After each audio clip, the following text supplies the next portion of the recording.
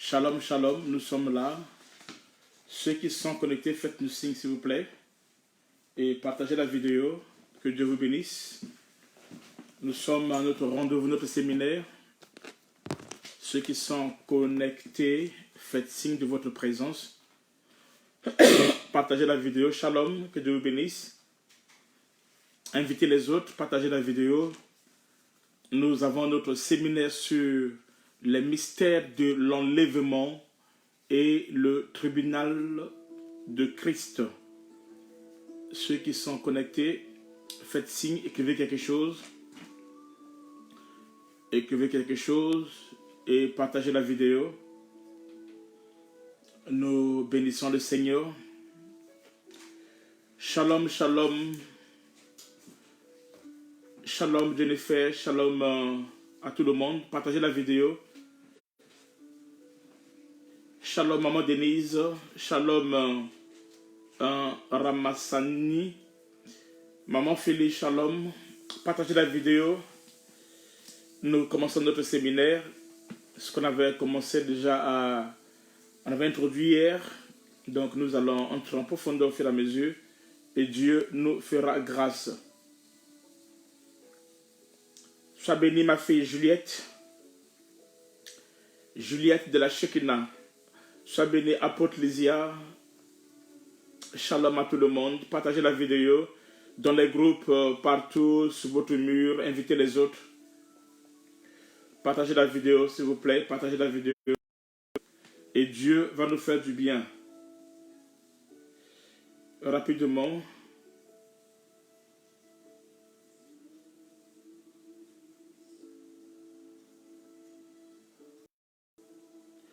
Ok, partagez la vidéo.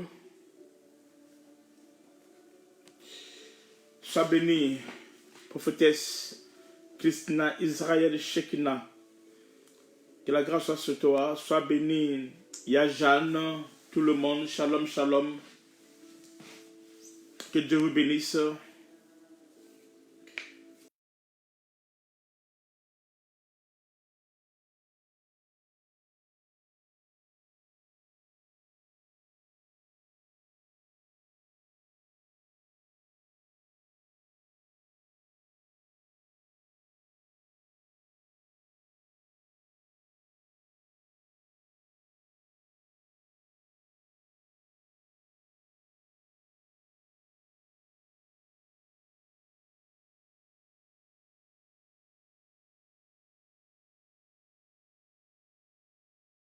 Essayez de voir si ça passe.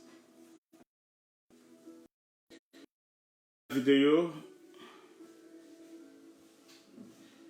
Si ça bug un peu, sachez que je suis toujours en ligne. Je ne coupe pas, je suis toujours en ligne. La vidéo et nous allons commencer. Dieu va nous faire du bien. Dieu va nous faire vraiment du bien ce soir. Le Seigneur Dieu va nous faire du bien.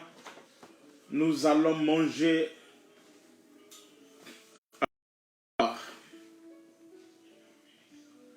Partagez la vidéo et invitez les autres.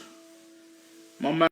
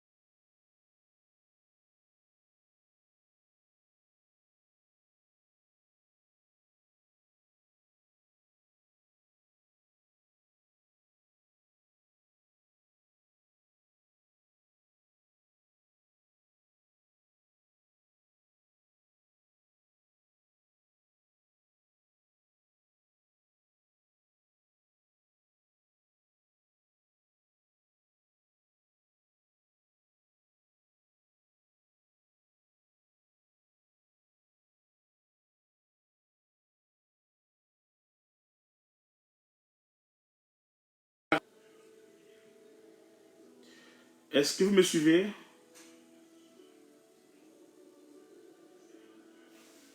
D'accord, ça passe. Sois béni, ma fille. Jean-Pierre Audrey. Sois béni, Kabo Lumena. Pasteur Natacha, sois béni. Marie-Pa, sois béni. Que Dieu bénisse. Ok, on va commencer maintenant. Dylan, sois béni. Béatrice, sois béni. Et ma fille, Elisabeth, sois béni. Élie Lecomte. Bon, ok. Et Nishta, sois béni. Maman Yvette Makoma, sois béni. Yokasta. Ok, nous allons prier. Seigneur de la gloire, nous bénissons ton nom, Jésus, nous te levons, nous recommandons ce moment en te saintement. Ta grâce sur nous, Seigneur Dieu, pour ce moment. Rends les précieux, Seigneur de la gloire. Merci pour ton esprit qui nous conduit, merci pour ton esprit qui nous dirige.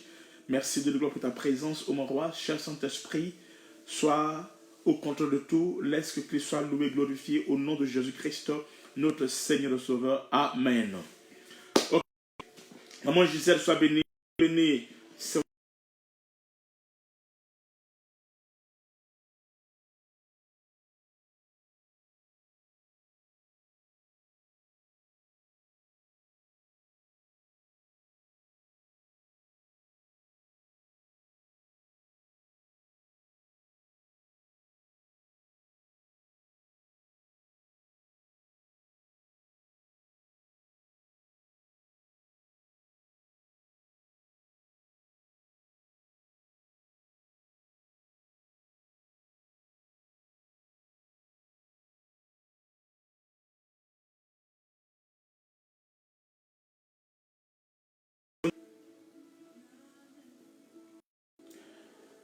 Est-ce que vous me suivez? Vous me suivez? Oui, on a un souci avec l'Internet. Bon, on va commencer. Bonsoir Evelyne Bako. Ok, on va commencer. Sois béni. Ashvin. Sois béni. Ok. Nous parlons sur l'enlèvement. Nous parlons sur l'enlèvement. Nous avons commencé déjà depuis hier. Où nous avons commencé à parler sur les signes de l'avènement du Fils de l'homme. Et nous avons compris cette.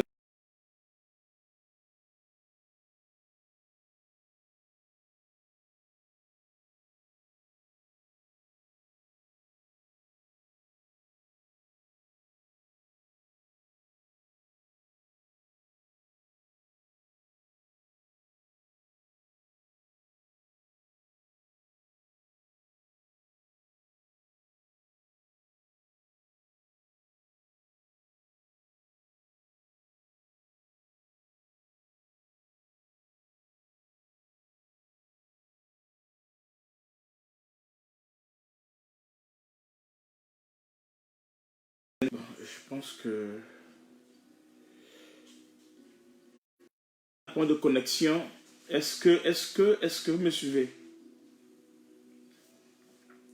Bon, on va commencer parce qu'on n'a pas le choix.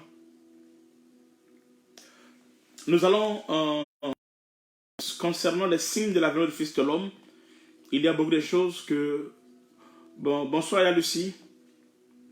Bonsoir à Lucie, toi, que Dieu te bénisse. Il y a des choses que je n'ai pas touchées, mais que je n'ai pas trop voulu entrer en profondeur. Donc on a parlé un peu en passant sur le temps, les signes qui ont précédé les jours de Noé. On n'a pas trop touché les jours de Lot. Et au temps de Lot, il y avait beaucoup de choses qui sont passées. C'est-à-dire qu'il y avait la religion. C'est pour ça que tâtonne.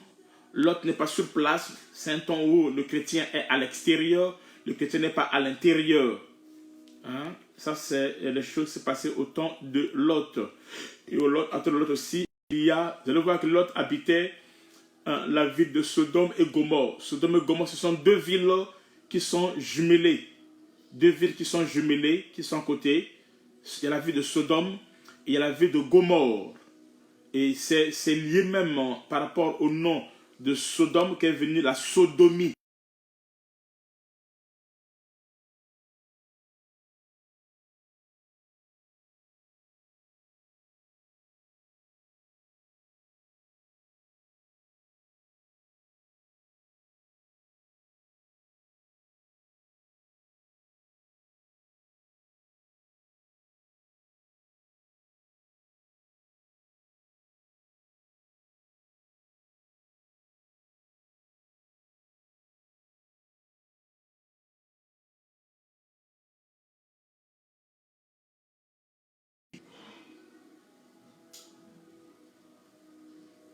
Ok. Donc, je disais que ce qui s'est passé à Sodome et Gomorrhe, c'est de là qu'est venu le phénomène de la sodomie. Hein? Le pédastrie, le lesbianisme, tout ça là prend sa racine à partir de Sodome. Et ce sont les signes qui accompagnent la saison ou encore le temps de Lot. Jésus a dit ce qui s'est passé au temps de Lot va se produire au temps du Fils de l'homme. Ok. Alors, je ne vais pas tout m'attarder là-dessus. Je vais commencer à entrer sur l'enlèvement. Nous allons commencer à toucher l'enlèvement. Le message de l'enlèvement, c'est ça ce qui m'intéresse un peu beaucoup ce soir. Nous allons toucher un peu l'enlèvement. Voyez-vous? L'enlèvement. Ok, il y a quelque chose que j'aimerais dire. Est-ce que vous êtes là? Écrivez quelque chose. Envoyez les cœurs. Écrivez quelque chose, s'il vous plaît. Envoyez les cœurs, écrivez quelque chose pour que je sache que vous êtes là. Parce que j'ai un point de connexion. Ok, donc, il y a un point important, un point essentiel, capital, en ce qui concerne l'enlèvement. Sois béni, peut-être Déborah, en ce qui concerne l'enlèvement. Il y a une réalité. Avant que je touche l'enlèvement, nous devons bien comprendre, saisir cette réalité. Si tu ne comprends pas cela, il sera difficile vraiment que tu puisses comprendre ce que c'est l'enlèvement. Pourquoi l'enlèvement? Pourquoi l'enlèvement? Alors, je vais vous poser la question. Qui sera enlevé? C'est l'homme. C'est l'homme qui sera enlevé. Ok? Mais pour que tu puisses maîtriser ou comprendre l'enlèvement, il faut d'abord que tu saches qui tu es. Qui tu es. D'où viens-tu? Et où vas-tu? Tu ne peux pas maîtriser, tu ne peux pas comprendre ce que c'est l'enlèvement, donc là où nous irons, si tu ne sais pas ce que tu es et si tu ne sais pas d'où tu viens. Amen. Pour que nous maîtrisons là où nous irons à l'enlèvement, il faut d'abord que nous arrivions à comprendre qui sommes-nous et d'où venons-nous. Tu ne maîtriseras pas, tu ne sauras pas là où tu vas si tu ne sais pas où tu viens. Ok? Donc, le mystère de l'enlèvement est lié à ton origine. Qui tu es? C'est quoi ton identité? Tu viens d'où? Et je voudrais vous rassurer que beaucoup des chrétiens, ils ne savent pas d'où ils viennent. Ils ne savent pas non plus qui ils sont. Et c'est normal qu'ils ne maîtrisent pas où ils vont. C'est-à-dire à l'enlèvement. Mais une fois que l'homme arrive à comprendre qui il est et d'où nous venons, alors facilement il pourra mieux comprendre où nous irons. Amen. Qui est l'homme? Qui est l'homme? Qu'est-ce que nous sommes? L'homme est qui? L'homme est qui? Amen. La vie de l'homme sur la terre est un voyage en fait. L'homme vient de quelque part. Nous venons de l'éternité. La vie de l'homme sur la terre est un voyage. C'est un passage. Nous ne sommes pas des terriens. Ok? Nous ne sommes pas des terriens. Nous sommes des êtres célestes. Nous venons de l'éternité et nous sommes venus sur la terre comme des pèlerins. Nous sommes en voyage sur la terre. Nous sommes de passage sur la terre. L'homme vient de quelque part et l'homme est de passage sur la terre. L'homme vient de quelque part, l'homme est un pèlerin sur la terre. L'homme est un voyageur sur la terre. Et l'homme va quelque part. Si tu ne sais pas d'où tu viens, si tu ne sais pas qui tu es, alors tu ne sauras pas où tu y vas, ou là où tu vas. Pour que l'homme puisse maîtriser puisse être connecté avec l'esprit de l'enlèvement, l'homme doit d'abord savoir qui il est, d'où il vient et il fait quoi ici sur la terre. Si tu sais que tu es un pèlerin, tu es un voyageur sur la terre et que la terre n'est qu'une étape, alors en ce temps-là, l'homme saura comment vivre sur la terre et l'homme comprendra le pourquoi de sa présence sur la terre. Mais avant qu'on puisse entrer là en profondeur, il faut d'abord que l'homme puisse savoir qui il est. Qui es-tu? Qui sommes-nous? L'homme, ce n'est pas comme nous pensons. Je ne parle pas de l'homme ici sur terre. L'homme ici sur terre, c'est un passage. Mais l'homme lui-même est au-delà, est plus que ce que nous sommes sur la terre. En réalité, l'homme, ce n'est pas la chair. En réalité, l'homme, ce n'est pas non plus l'âme. En réalité, l'homme, ce n'est pas ce que nous voyons. Ce n'est pas cette enveloppe, ce n'est pas cette caracasse. Ce n'est pas ce que nous pensons. L'homme est plus que cela. Qui est l'homme? Qui est l'homme? L'homme vient d'où? L'homme vient de l'éternité. L'homme est un être céleste. L'homme vient de l'éternité. L'homme vient de l'éternité. L'homme a existé avant la création. L'homme a existé avant que ce matériel soit fait, que le cosmos soit créé. L'homme a existé avant cela. Mais qui est l'homme? Qui est l'homme? On va prendre un passage rapidement. Amen. Yogesh, vas-y. On va lire un passage. Nous lisons dans Job 32, versets 7 à 8. Job 32, le verset 7 à 8. Nous allons voir c'est quoi l'homme. Job 32, 7 à 8. Yogesh, vas-y. Job 32, 7 à 8. Oui. Je disais en moi-même, les jours parleront, le grand nombre des années enseignera la sagesse, mais en réalité dans l'homme, c'est l'esprit, le souffle du Tout-Puissant qui donne l'intelligence. En réalité dans l'homme, c'est l'esprit, le souffle du Tout-Puissant.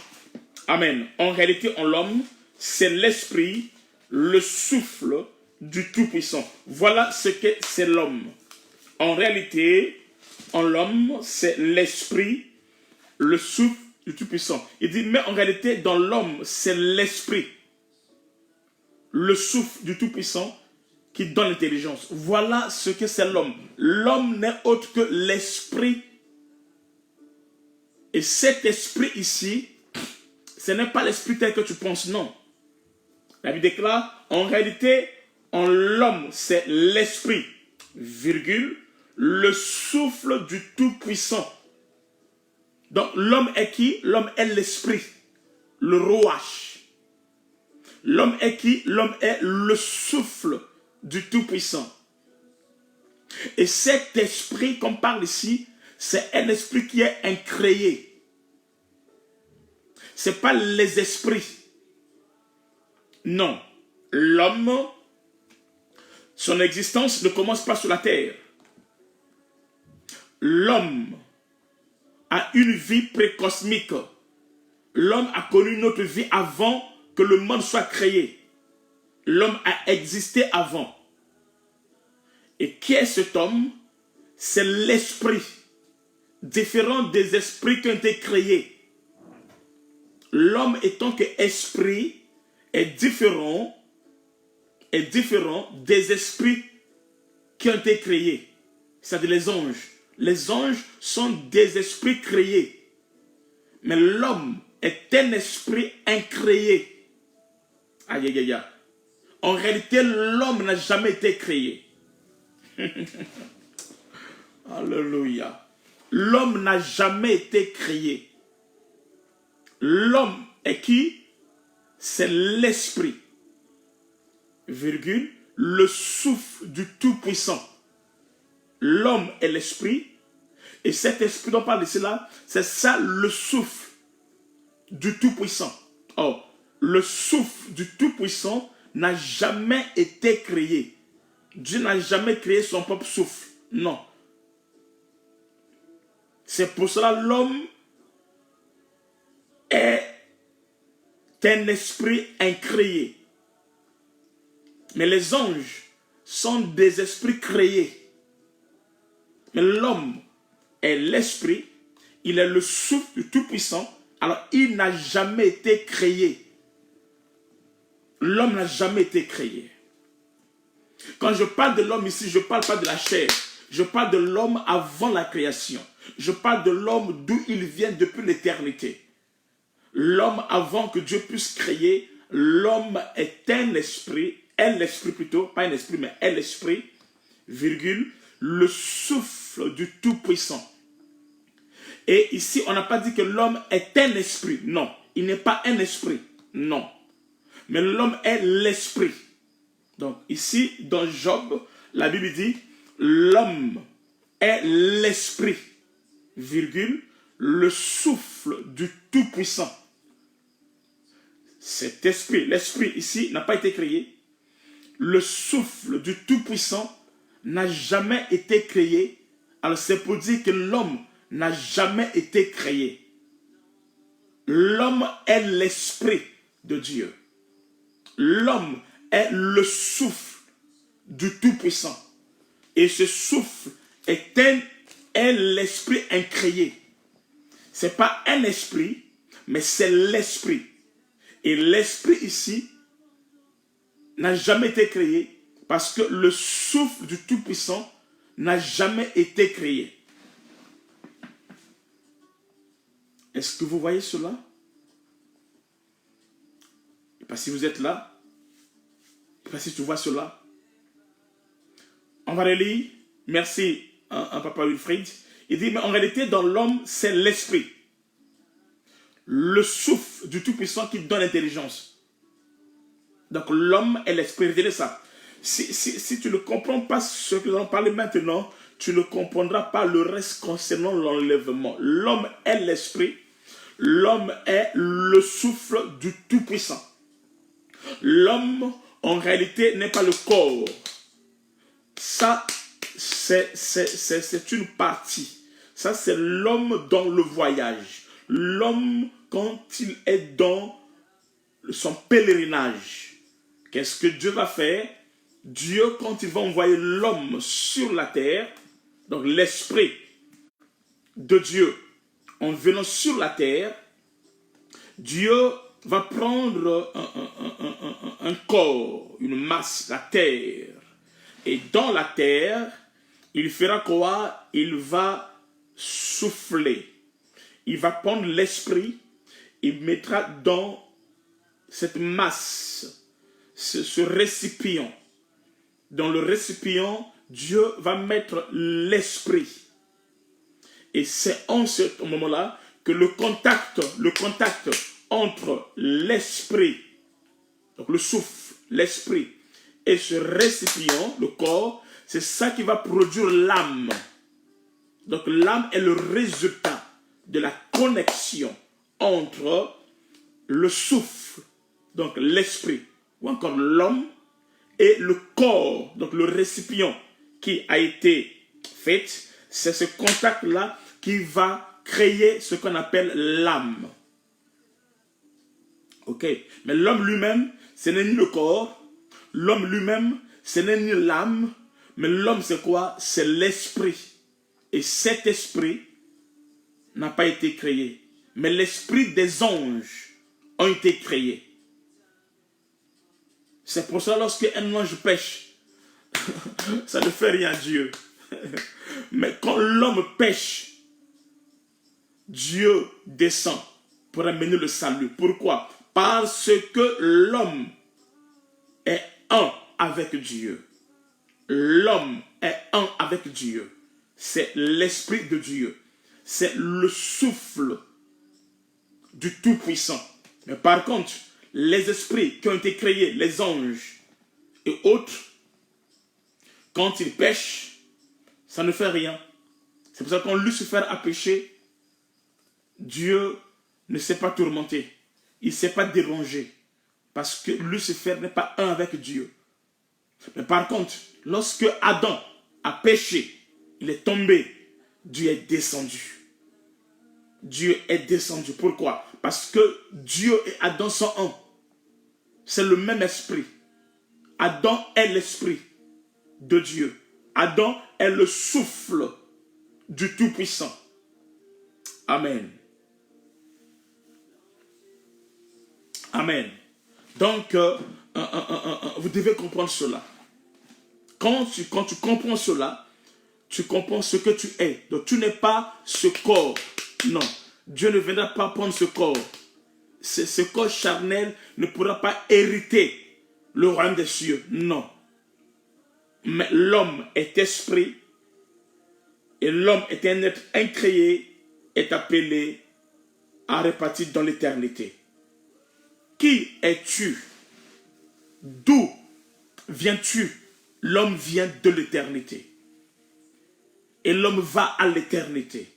Et sur la terre, nous ne sommes qu'en voyage. Sur la terre, nous ne sommes que de passage. Sur la terre, nous ne sommes que de passagers. Nous ne sommes que des pèlerins. Lorsque tu comprends cela, automatiquement, les réalités de la terre n'ont plus de valeur, n'ont plus d'impact sur toi. Les réalités de la terre n'ont plus leur place sur toi. Ainsi Christ dira, cherchez premièrement le royaume des cieux. Amen. Parce que c'est ça qui est important pour nous. Amen. Amen. Dans l'éternité, nous n'avons pas de corps, ni d'âme. Nous sommes l'esprit. Nous ne sommes pas des esprits. C'est-à-dire qu'il n'y a pas l'esprit Audrey, il n'y a pas l'esprit Franck, il n'y a pas l'esprit Christina, il n'y a pas l'esprit Mena, il n'y a pas l'esprit Maïsa, il n'y a pas l'esprit Yogesh. Non, ça n'existe pas. Nous sommes que l'esprit. C'est ce qu'on appelle le corps de Christ. Nous sommes l'esprit. Nous sommes l'esprit. Nous sommes un seul corps. Il n'y a pas plusieurs corps. Il n'y a qu'un seul corps. L'esprit. Il n'y a qu'un seul souffle. Pas deux, pas trois, mais un seul souffle. On va lire ça. Regarde, vas-y. Prends Psaume 104, verset 30. Psaume 104, verset 30. Alléluia. Psaume 104, verset 30. Vas-y. Psaume 104, verset 30. Tu envoies ton souffle, ils sont créés et tu renouvelles la face de la terre. Ok. Il n'a pas dit tu envoies les souffles. Non. Tu envoies ton souffle au singulier. Il n'y a qu'un seul souffle. Il n'y a que l'esprit. Il n'y a pas des esprits. C'est-à-dire que nous sommes créés corps. Dans le corps, on est plusieurs. Mais en esprit, étant que l'être éternel lié à l'éternité, Dieu n'a pas créé des esprits. L'homme n'est pas des esprits. L'homme est l'esprit. Il n'est pas un esprit, il est l'esprit.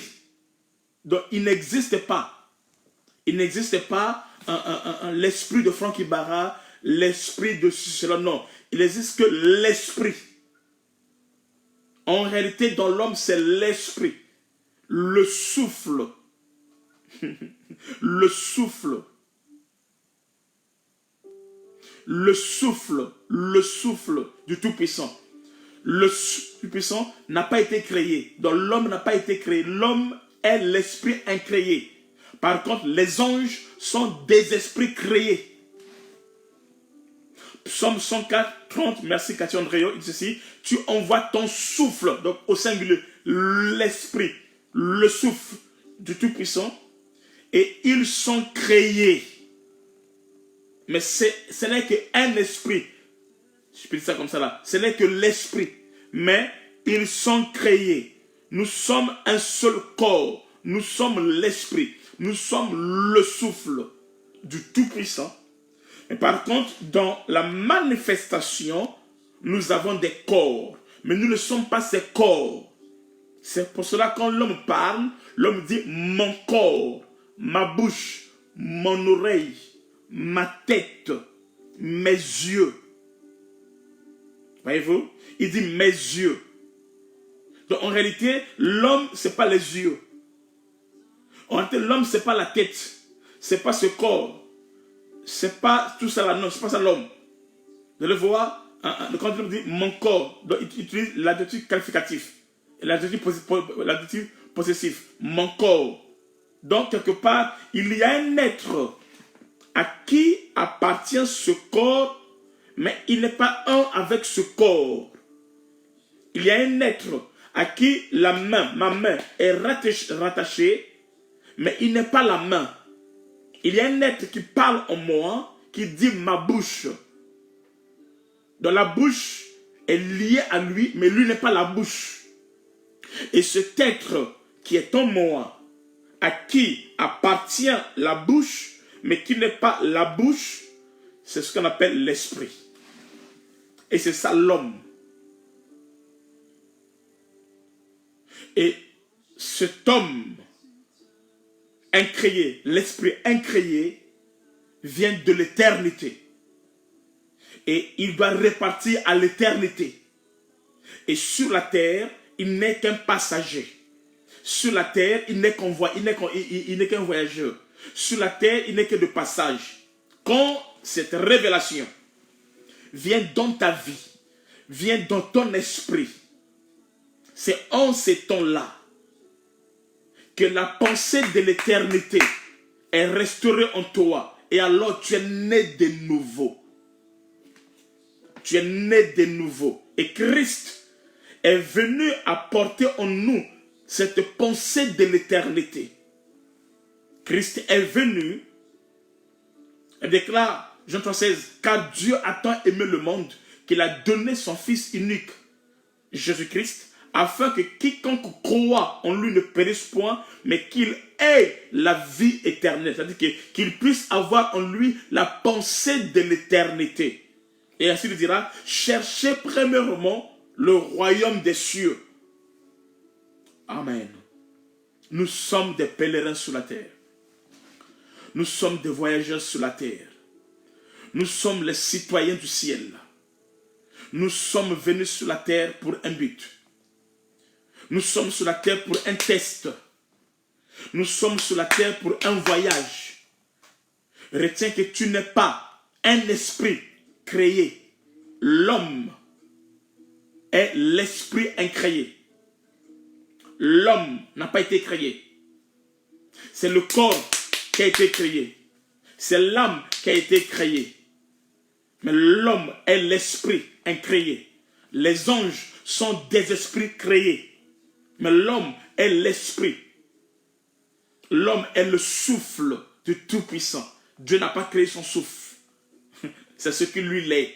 Et nous sommes cela. Nous sommes un avec Dieu. Je répète, il n'existe pas des esprits à gauche, à droite que le Seigneur viendra chercher. Non. Jésus, quand il viendra chercher son esprit. L'esprit. L'homme. Et cet esprit-là, c'est ce qu'on appelle le corps de Christ. Dont le Seigneur va venir chercher. Est-ce qu'on a compris? Nous sommes. Yes. Cathy Andréo, je suis un esprit incréé. Oui. Donc, par la chair, l'homme a été créé.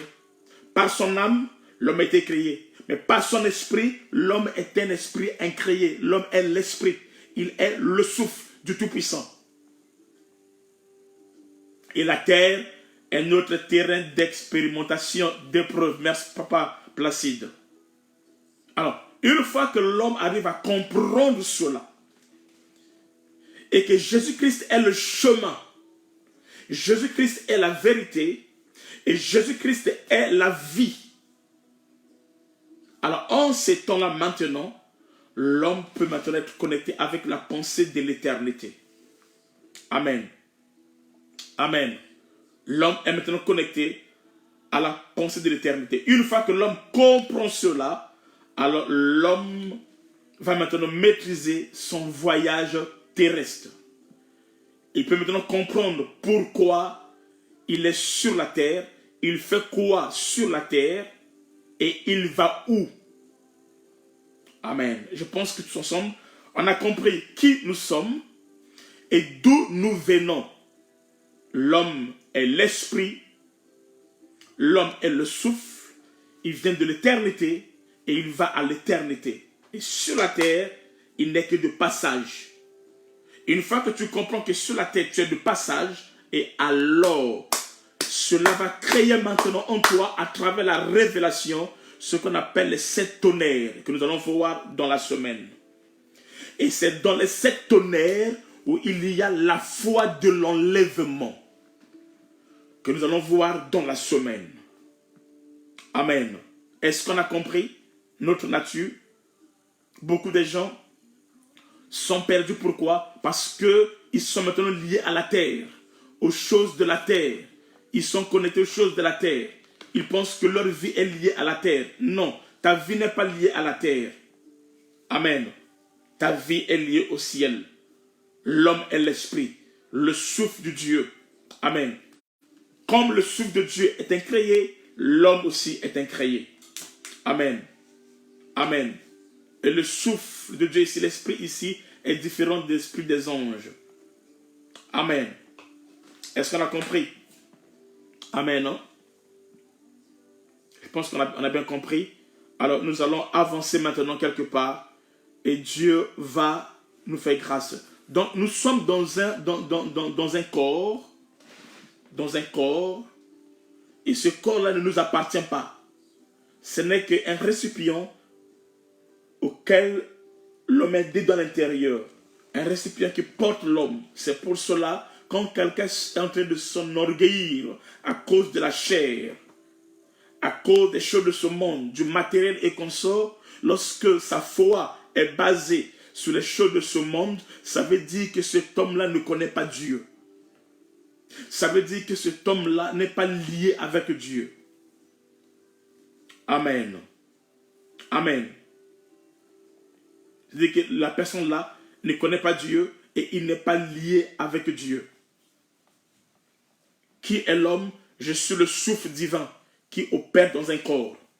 Qui est l'homme? L'homme est un esprit qui possède une âme et qui vit dans un corps. Qui est l'homme? Je suis le souffle de Dieu qui opère sur la terre.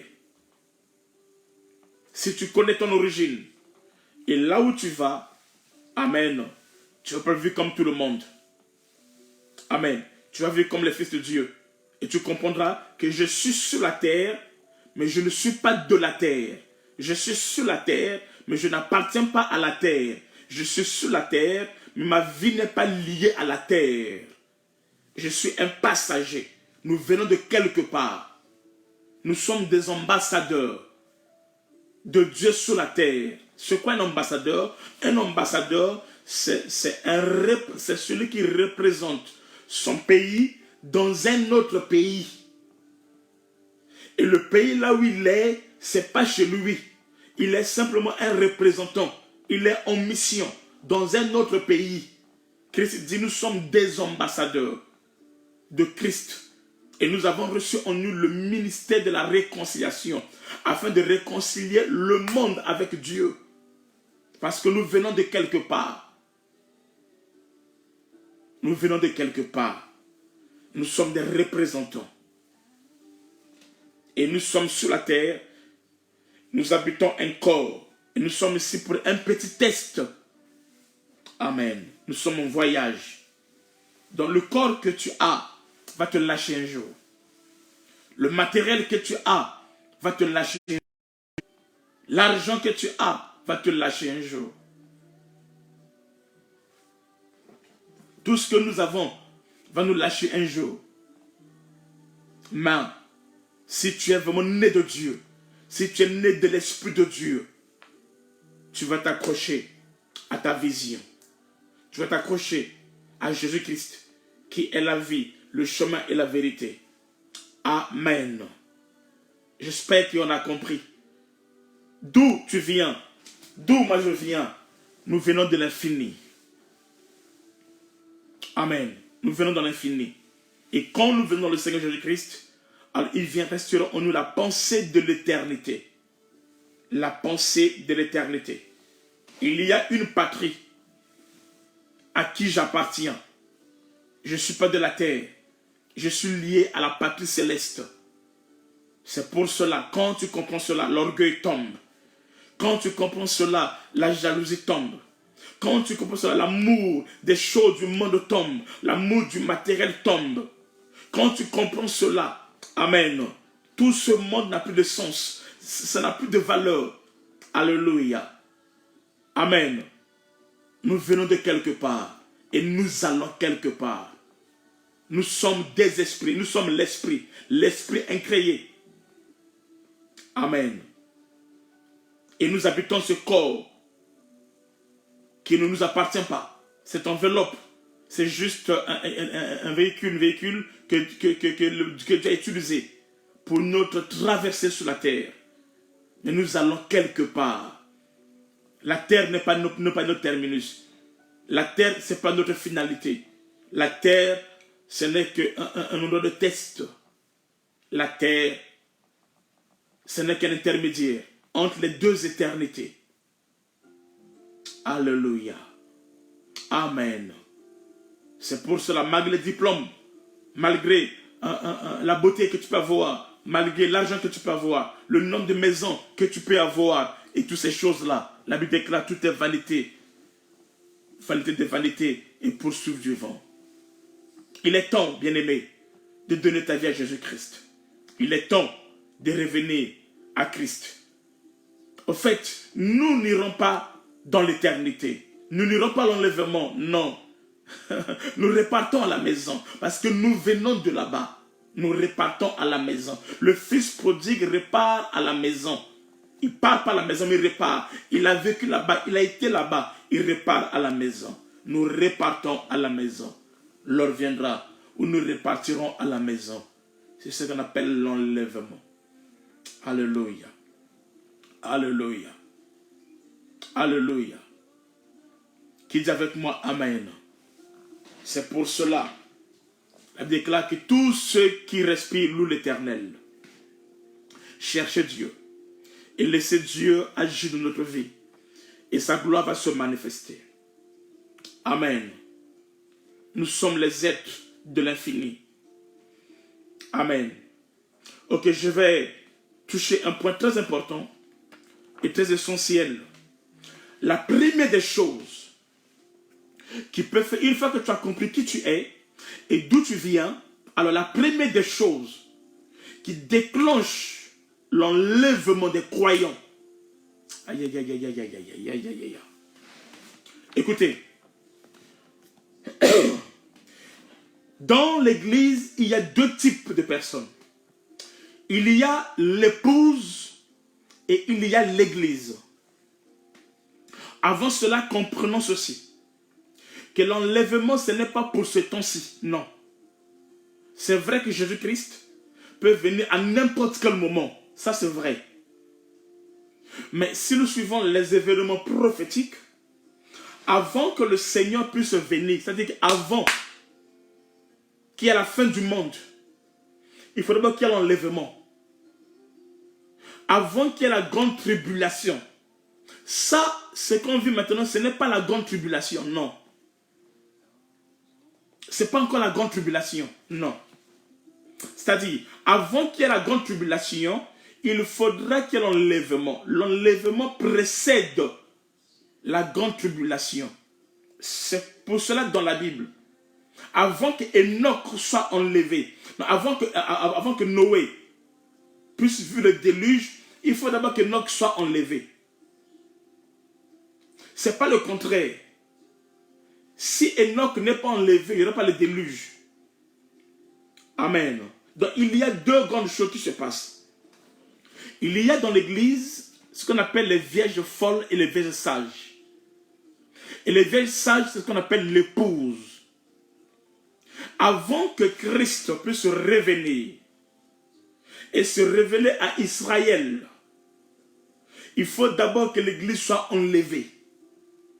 Avant que la marque de la bête puisse se manifester, il faut d'abord que l'église soit enlevée. La marque de la bête ne va pas se révéler tant que l'église n'est pas enlevée. La marque de la bête ne va pas se manifester tant que l'église n'est pas enlevée. Retenez cela. Dieu ne va jamais frapper ce monde, amen, dans certaines dimensions, tant que l'Église est encore là. Pourquoi? L'Église est le sel de la terre. C'est-à-dire, c'est l'Église qui donne le goût à la terre. L'Église est la lumière du monde. C'est l'Église qui éclaire le monde. Une fois que l'Église épouse est enlevée, alors en ces temps-là, il n'y a plus de lumière, c'est le chaos qui arrive. Une fois que l'Église est enlevée, l'Église qui est le sel, qui donne le goût à la terre, une fois que l'Église est enlevée, et alors en ce temps-là, il y a le dégoût sur la terre. Mais pour le moment, le fait que l'Église soit encore là, il n'y aura pas encore la marque de la bête.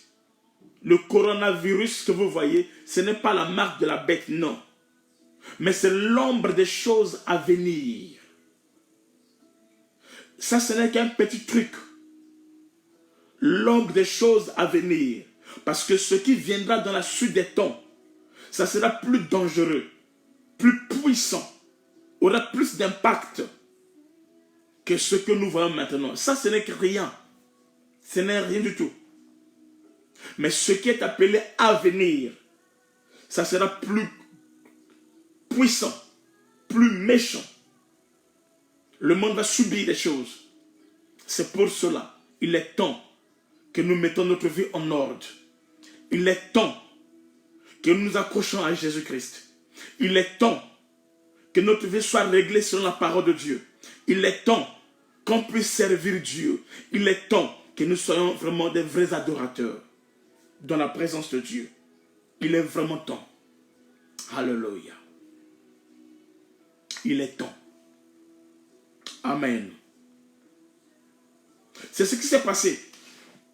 C'est-à-dire, vous avez quelque chose. Joseph, ses frères arrivent en Égypte.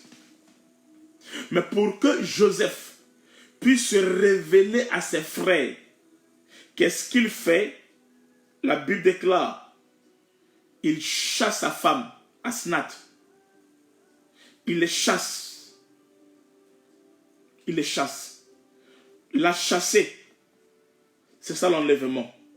Et une fois que la femme est partie, l'enlèvement, et alors Joseph fait quoi? Joseph se révèle à ses frères. Il se révèle à ses frères maintenant. Et là, nous ne serons plus là. Amen. On va voir quelque chose rapidement. Et je vais clôturer. Écoutez, l'une des premières choses pour comprendre l'enlèvement du croyant, il fallait sur les traces de la foi d'Abraham, qui est le père de la foi. Et nous allons voir le cœur de celui qui est prêt, celui qui est préparé pour l'enlèvement. Amen. Vas-y. Nous lisons dans Galates 3, 6 à 9.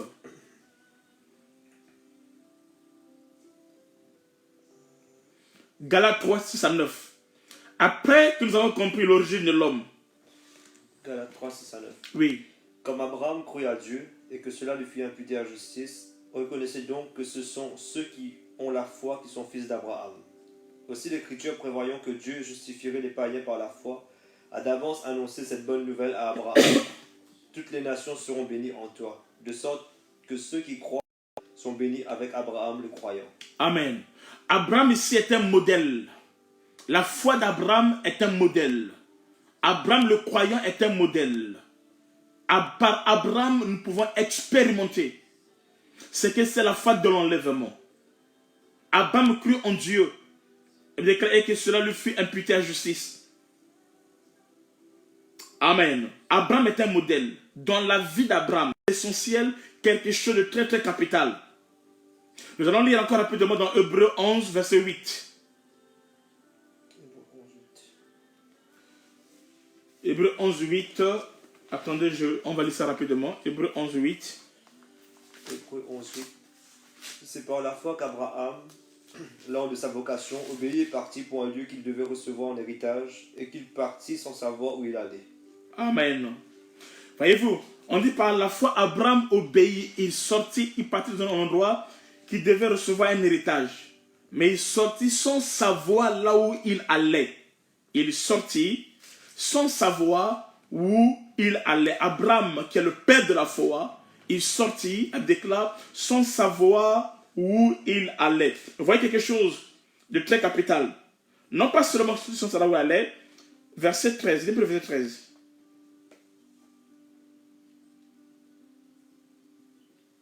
Vas-y, 13.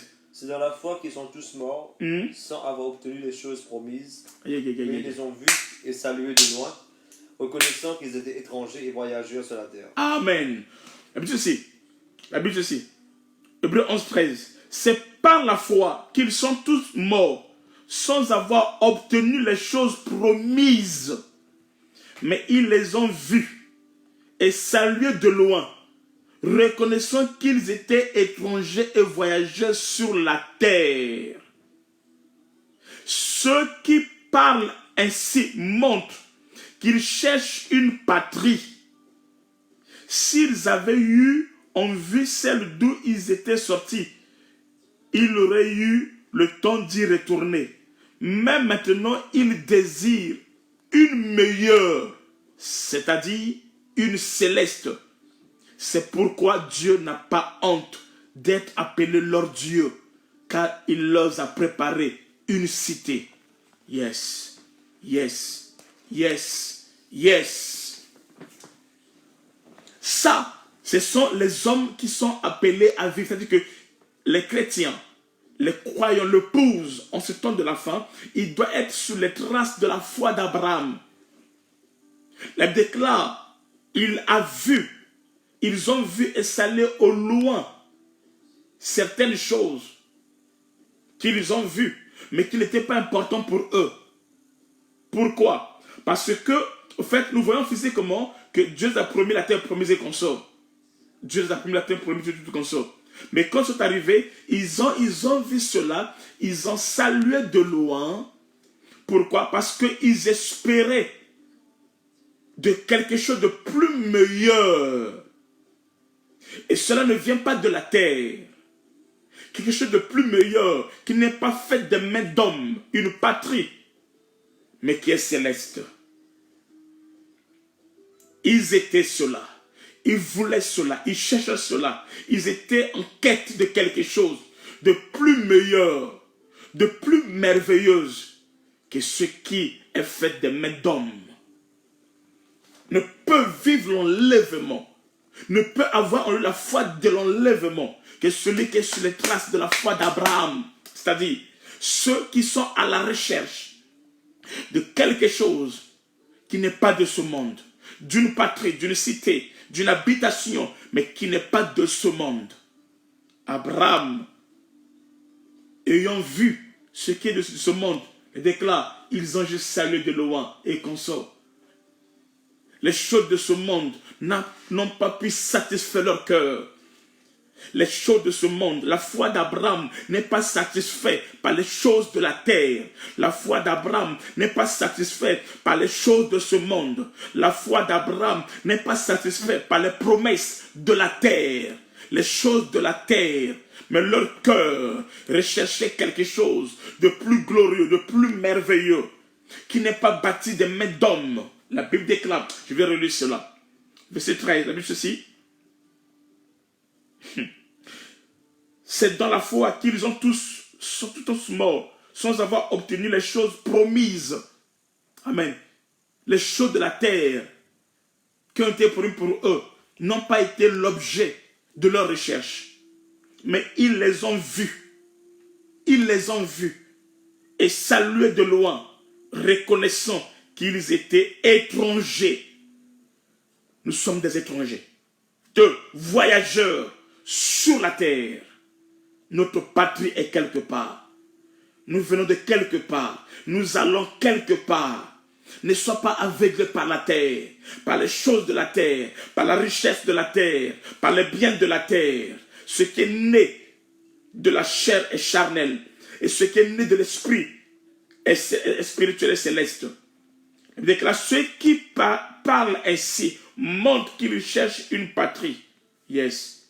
S'ils avaient eu en vue celle d'où ils étaient sortis, ils auraient eu le temps d'y retourner. Même maintenant, ils en désirent une meilleure, c'est-à-dire une céleste.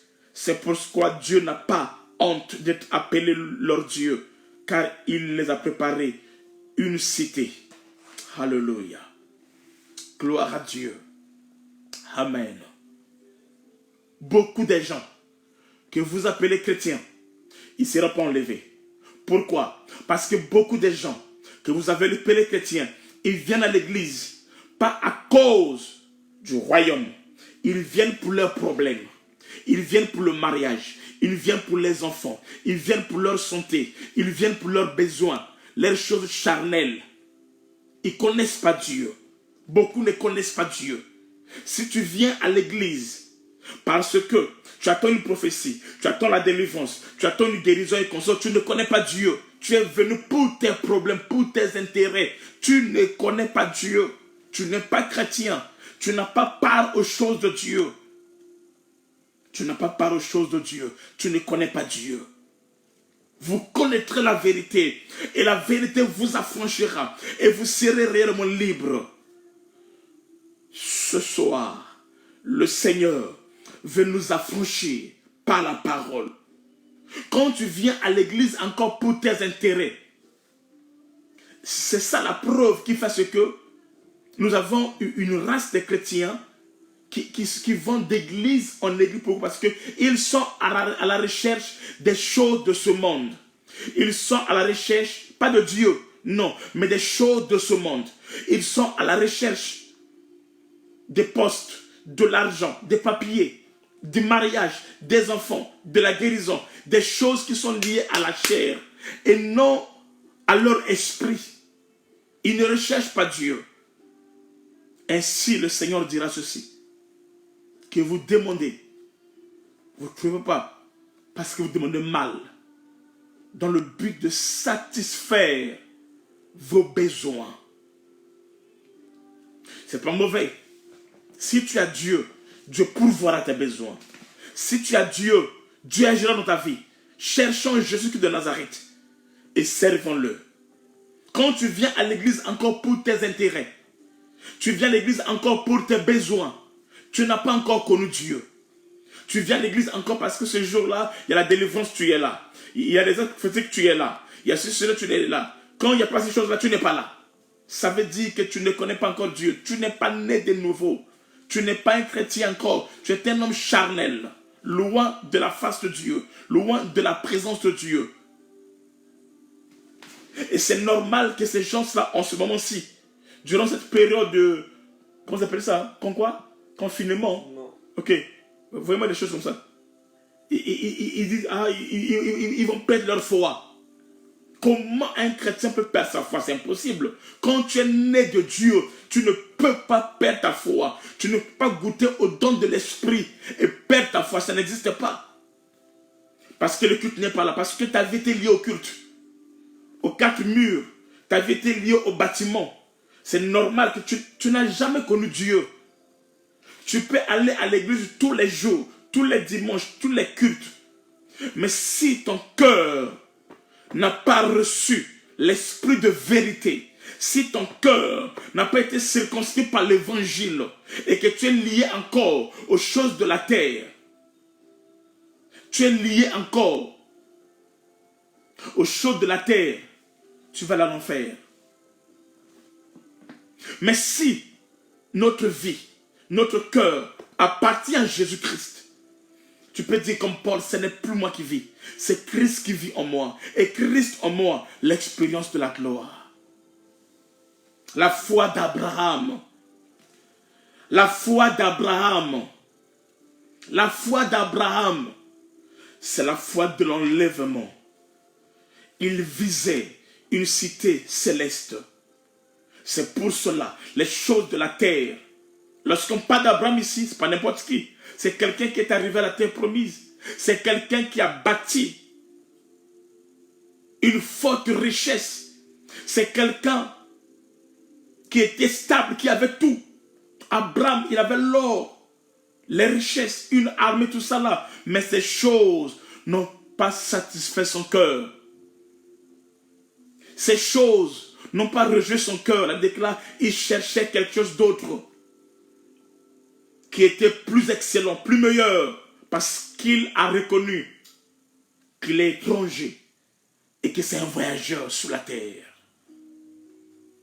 Il a eu toutes ces choses-là, le matériel, il était un grand, mais ces choses n'ont pas comblé son cœur. Il n'y a pas quelque chose sur la terre qui peut combler le cœur d'un vrai chrétien, si ce n'est que Christ. Les choses de la terre ne peuvent pas être l'objet de ta joie. Ça ne peut pas combler ta joie. Pas le mariage, pas les enfants, pas les diplômes. Tout ce qui est lié à la terre ne peut pas combler, ne peut pas rendre ta joie parfaite. Il n'y a que Christ. Seul Jésus-Christ peut rendre ta joie parfaite. Et ainsi Abraham, après avoir reçu tout cela, il a bâti des maisons. Ce n'est pas n'importe qui Abraham. C'est un homme riche, un homme d'affaires, un homme respectable, un homme reconnu, l'ami des rois de l'époque. L'ami des rois de l'époque. Il fréquentait les rois. Un homme puissant. Et ces choses, malgré ces choses-là, ces choses n'ont pas comblé son cœur. Ces choses n'ont pas comblé son cœur. Quand tu atteins cette dimension, alors tu es chrétien. Ce n'est pas le mariage. La foi d'Abraham, c'est une foi qui est orientée vers une cité céleste. Pas vers le mariage, mais vers une cité céleste. Parce qu'il se reconnaît comme étranger, comme voyageur sur la terre. La foi d'Abraham n'est pas orientée vers les papiers. N'est pas orientée vers tout ce que vous connaissez. Ces choses ne sont pas mauvaises. Mais ce n'est pas ça qui oriente ta foi. Ce n'est pas ça l'objet de tes prières. Il y a des gens, lorsqu'ils jeûnent, c'est pour le mariage. Quand ils jeûnent, c'est pour les choses de la terre. Quand ils jeûnent, c'est pour foutre les démons et consorts. Non. Mais les fils d'Abraham, sa foi est orientée. Amen. Amen. Vers la gloire de Dieu. Alléluia. Vers la puissance de Dieu. Abraham a vécu comme un homme de foi. Il était prêt à offrir même son fils pour obéir à Dieu. Qu'il dit avec moi Amen. Qu'il dit avec moi Amen. Pas vers les choses de la terre. Dis-moi, ta foi est basée sur quoi? Ta foi est basée sur quoi? Ta foi est orientée vers quoi? Ta foi est bâtie sur quoi? Ta foi est attirée vers quoi? C'est normal que tu ne peux pas les dîmes parce que ta foi est basée sur l'argent. Tu ne peux pas servir de mettre la foi. Quand un chrétien a du mal à payer sa dîme, quand un chrétien a du mal à faire les offrandes, quand un chrétien a du mal à soutenir l'évangélisation, mais c'est normal parce que tu es égoïste, tu n'es pas né de Dieu, tu ne connais pas Dieu, tu es étranger aux choses de Dieu. Ton cœur n'y est pas là. Mais le jour où tu seras affranchi, ta foi sera orientée vers les choses essentielles. Et les choses essentielles ne sont pas de la terre. Les choses essentielles ne sont pas de ce monde. À cause d'un virus, quelque chose qui est invisible à l'œil nu, quelque chose qu'on ne peut pas voir à l'œil nu, mais les hommes ont peur. Ils sont confiés dans leur maison. Allô pasteur, prie pour moi. Allô pasteur. Il n'y aura pas de pasteur. Il n'y aura pas de pasteur. Si tu as Jésus en toi, tu as le pasteur. Alors Dieu dit quoi? Il n'y aura pas de prophétie. Si tu as Jésus en toi, tu devrais tomber le prophète de ta vie. Parce que tu as l'Esprit de Dieu en toi.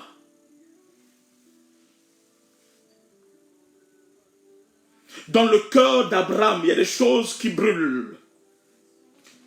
Dans le cœur d'Abraham, il y a des choses qui brûlent. Il cherche la gloire de Dieu. Il cherche ce qui est de meilleur de Dieu en lui. Abraham n'est pas n'importe qui. Il a vu le pays. Il y a tout ce qu'il faut dans le pays. Mais il y a quelque chose de plus mieux que les maisons qu'Abraham a construites. Il y a quelque chose, il déclare quand Abraham est mort, il a laissé des richesses à son fils Isaac et à d'autres enfants. Il a laissé des richesses. Mais il y avait quelque chose de plus meilleur en lui qu'il cherchait, qui te donnait de ses richesses. C'est pour cela, les richesses de la terre ne peuvent pas être l'objet de ta joie. Dieu nous les donne pour mieux le servir. Dieu nous les donne pour mieux orienter notre vie sur la terre en marchant dans son obéissance. Alléluia. Cherchait une partie céleste. Il avait un seul but dans son cœur. Pas autre chose. La cité céleste. Aller au ciel malgré ses relations, malgré la gloire qu'il avait, malgré les tentes, malgré les richesses, malgré l'or qu'il avait, malgré les chameaux qu'il avait. Tout son cœur n'était pas lié à cela. Pourquoi il n'y a pas de miracle comme avant dans nos églises? Pourquoi Dieu ne parle plus comme avant dans nos églises? Parce que notre cœur est tourné vers le matériel, vers le chaud de la terre. Tu peux avoir dans une église où il y a 100 personnes, peut-être qu'il n'y a que 90 personnes qui viennent pour le matériel. Quand tu viens à l'église encore, parce qu'on doit t'appeler, on doit te faire la suivi d'âme et consort, c'est que tu n'as pas connu Dieu. Tu n'es pas encore affranchi. Quand pour te servir, pour servir Dieu, on doit te supplier et consort, c'est pour dire que tu ne connais pas encore Dieu. Abraham a cru à l'enlèvement. La foi du ciel, le retour au Père, le retour à la maison. Abraham, Isaac et Jacob, tout ce qu'ils cherchaient, c'était la cité céleste. Dans ce corps, un jour nous parle, ce corps va nous laisser, ce corps va nous lâcher. Mais la cité céleste est notre destination. Notre foi n'est pas celle de la Bible. Notre foi n'est pas celle de la Bible. Notre foi est liée au matériel. Nous n'aimons pas Dieu. Nous venons à l'église pour nos propres intérêts, pas pour lui. Nous venons à l'église pour chercher la sécurité. Il y a des gens qui viennent à l'église pour se cacher. Ils ont peur des sorciers. Ils ont peur de marabouts, de charlatans. C'est pour cela qu'ils viennent à l'église. Ils viennent à l'église parce que ils ont appris que là-bas, Dieu opère des miracles.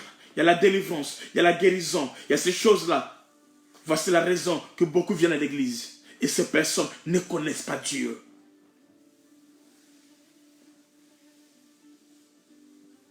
Beaucoup ne sont pas bénis parce qu'ils tapent à côté. Ils tapent à côté. Ils ne cherchent pas Dieu. Il faut croire à l'enlèvement. Quand tu crois à l'enlèvement, tu deviens un adorateur. Quand tu crois à l'enlèvement, tu deviens un adorateur. Et en ces temps-là, vous voyez, même nos chansons ne sont basées que sur les choses charnelles. Liées, il n'y a que ça. Satan, terrassé, tout ça là, à cause de mon mariage, il n'y a que ça. Encore quoi? Qu'est-ce que tu sens encore? Aidez-moi. Des chansons là, il y a que les choses de la terre. Hein? Il y a que les choses de la terre dans nos chansons. Arracher. Arracher, c'est quoi? C'est les démons. Comment tu peux aller arracher au diable ce qu'il a volé? Attends, c'est n'importe quoi. Ce que le diable, ce qui était à toi, le diable a déjà volé cela. Et tu vas l'encore arracher. C'est comme tu prends quelque chose qui appartient à un fou. Un fou, il vient, il prend, un fou vient, il vole, il prend ton sandwich. Un fou vole ton sandwich et il mange. Et toi, tu viens encore arracher le sandwich là et aller manger. Mais tu es fou. Tu deviens fou comme le fou. Dieu n'est pas pauvre. Dieu pourvoit, Dieu agira. Avec Dieu, on arrache. Non, Dieu est souverain. Ce qui est à toi est à toi. Dieu pourvoira. Il n'est pas pauvre. Il pourvoira. Il te donnera autre chose qui vient de lui. Et non, donc, toutes ces chansons-là, ce n'est que la plupart de ces cantiques que vous chantez sont charnels. La plupart de ces cantiques sont charnels. La plupart de ces choses-là n'honorent pas Dieu. Ce n'est pas l'adoration, ce n'est pas la louange, c'est du n'importe quoi. Celui qui est né de Dieu, il va répandre son âme. Il va élever Dieu. Il va glorifier Dieu. Il dit de la même manière que Moïse éleva le serpent dans le désert, il faudra que le Fils de l'homme soit élevé. Et quand le Seigneur sera élevé, la gloire va se manifester. La puissance de Dieu va agir. Alléluia. Pourquoi les gens vont à l'église? Faites de l'Éternel tes délices. Alléluia. Et il t'accordera ce que ton cœur désire. Fais de Dieu tes délices. Fais de Dieu l'objet de ta joie. Il va t'accorder ce que ton cœur désire. Il sait de quoi tu as besoin. Cherche premièrement le royaume des cieux et sa justice. Et le reste nous sera donné par-dessus tout, sans qu'on puisse forcer. Il sait de quoi nous avons besoin. Marchons dans la parole de Dieu. Marchons dans les choses de Dieu. Ayons en nous le discours de Christ. Marchons selon le Seigneur. Ne marchons pas selon le monde. Marchons selon Jésus. Pensons comme Jésus. Concevons comme Jésus. Considérons comme Jésus. Amen. Et nous allons voir Dieu opérer, Dieu agir. Abraham avait la foi de l'enlèvement. Il n'était pas lié aux choses de ce monde. Il n'était pas lié aux choses de ce monde. Alléluia. L'heure vient, yes, elle est déjà là, où les vrais adorateurs adorent le Père en esprit en vérité. Ce n'est pas dans vos cantiques bizarres là. Il y a des chansons que j'aime pas. Il y a des chansons que je n'aime pas chanter. Ça ne nourrit pas mon esprit. Ça ne glorifie pas mon Dieu. C'est la nourriture du parvis. Les messages du parvis. Soit c'est la délivrance, arracher, il y a quelque chose comme ça là. Non. Le matériel n'est pas mauvais. Dieu nous le donne. Mais ce n'est pas ça notre but à l'église.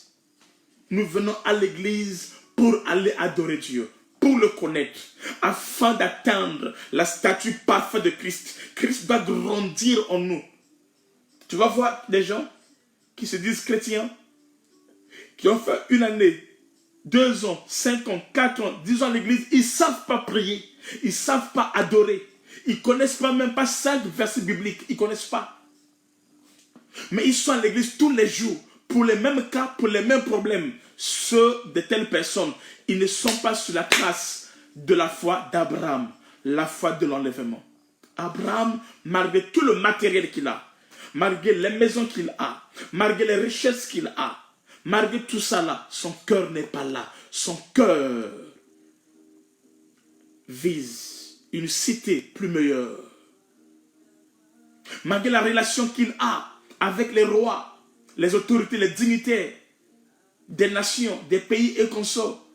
Mais Abraham, son cœur n'y est pas là.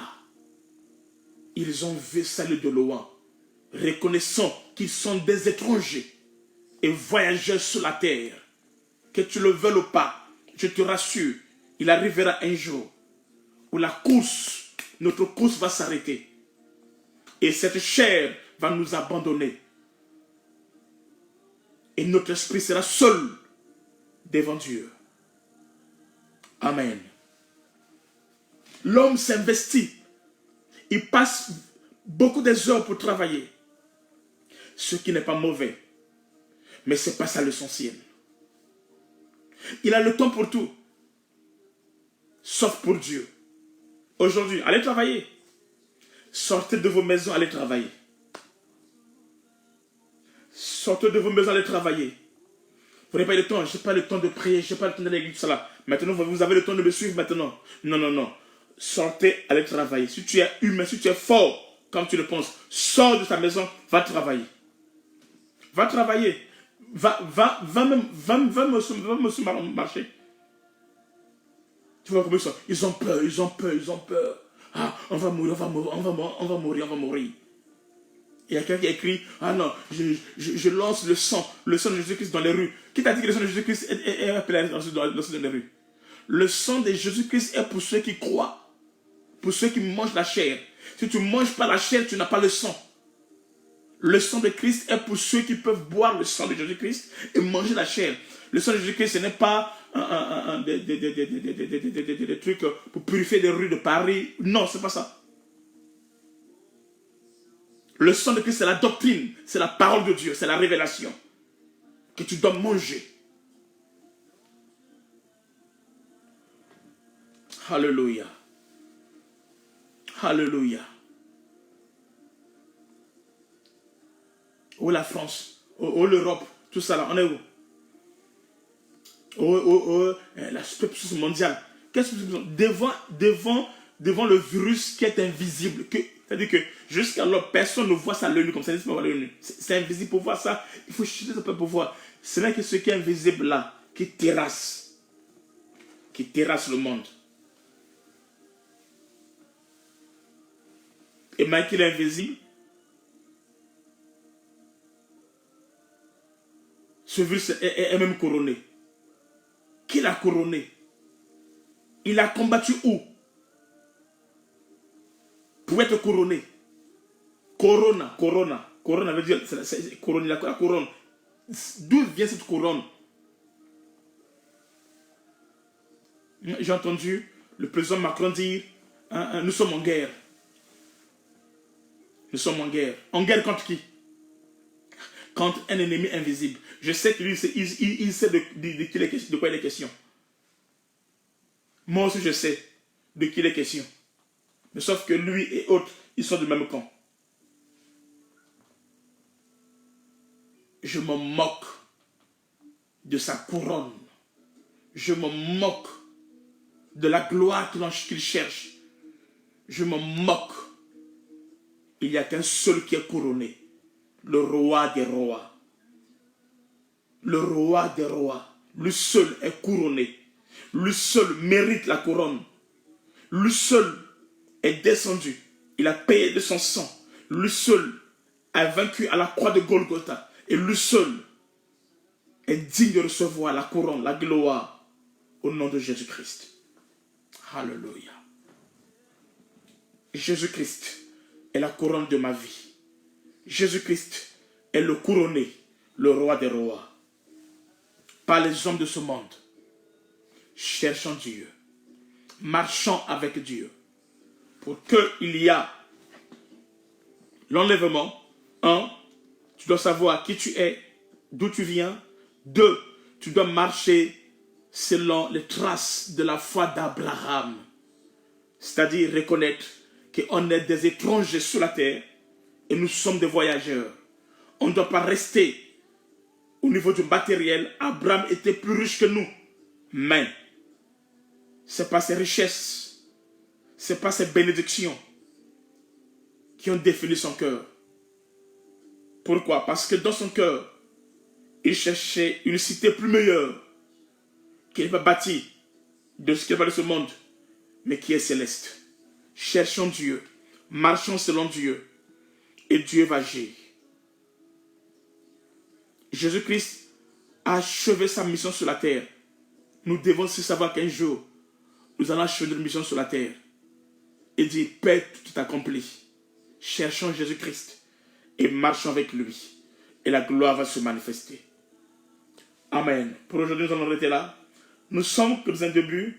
Je n'aime pas encore commencer à parler sur l'enlèvement. Nous allons juste doucement.